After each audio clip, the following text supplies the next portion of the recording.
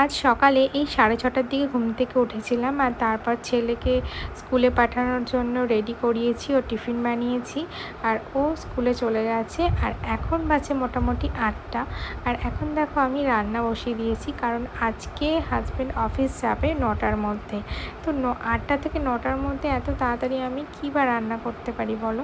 আর তারপরে আজকে যেটা হয়েছে, আমার গ্যাসটা কিন্তু প্রায় শেষের দিকে, তো সেই জন্য আমি গ্যাসে রান্নাও করতে পারছি না, কারণ গ্যাসটা না আসা অবধি আমার বেশ ভয় লাগছে।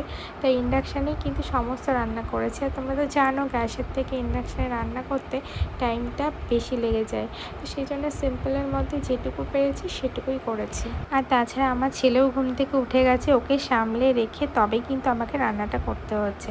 তো যাই হোক, ও দেখো অফিস বেরোবে, তো ওকে ভাতটা বেড়ে দিয়েছি, ও খেয়ে এবার বেরোবে। তো আজকে সকালটা এরকম ব্যস্ততার মধ্যেই কাটলো, আর এটুকুই তোমাদের সাথে শেয়ার করলাম। টাটা।